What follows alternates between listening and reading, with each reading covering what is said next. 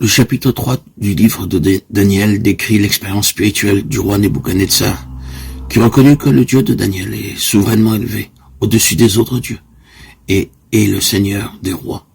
Il parvint à cette conviction parce que Daniel fut capable de lui raconter son rêve et de l'expliquer. Là, précisément où les sages, les astrologues, les devins et les magiciens du royaume échouèrent. La révélation divine lui avait appris que la tête d'or de la statue, dans le rêve, le représentait lui, Nebuchadnezzar. Il lui était signifié sans détour que son royaume et ceux à venir seraient brisés et détruits par le véritable royaume de Dieu. Il avait vu la pierre détachée sans le secours d'aucune main frapper les pieds de la statue, de sorte que l'or, l'argent, le bronze, le fer et l'argile furent réduits en morceaux et rendus semblables à la balle que le vent emporte.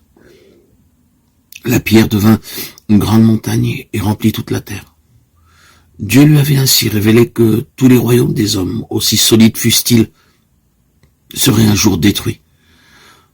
Pourtant, nous apprenons que 23 ans plus tard, ce même roi érigea une statue entièrement en or, reproduisant ses traits. Il poussa l'orgueil au point d'exiger des peuples qu'ils l'adorassent à cause de son royaume, de sa puissance, de sa richesse. Ainsi donc, il apparaît clairement que les hommes sont condamnés à demeurer aveugles spirituellement, à moins que la parole de Dieu n'entre dans leur cœur et qu'ils ne naissent de nouveau. Les miracles et les prodiges ne modifieront pas leur nature profonde. Ils auront beau invoquer Dieu, parler de lui dans les mêmes termes que Nebuchadnezzar, et pourtant aucun changement intérieur ne se manifestera.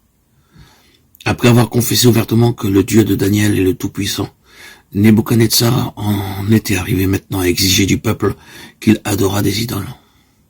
Il ne voulait pas se soumettre au Dieu vivant. Il est vrai qu'il se repentit, ainsi que le relate le chapitre 4. Mais après avoir été chassé de son royaume et contraint de vivre dans la forêt, le roi ne s'était pas tourné vers Dieu de tout son cœur malgré les révélations extraordinaires qui lui avaient été accordées. Et c'est ainsi que le Tout-Puissant fut amené à sévir avec rigueur ceux qui ne sont pas disposés à se repentir, alors qu'ils sont traités avec indulgence, devront faire l'expérience de la sévérité. Dans un premier temps, Dieu parle à certaines personnes avec amour et bienveillance. Elles peuvent entendre sa voix, par exemple, dans une réunion d'évangélisation ou bien en lisant la Bible, mais refusent d'en tenir compte. De tels hommes se répandent seulement lorsqu'ils tombent malades, se trouvent dans la peine ou peut-être sur leur lit de mort.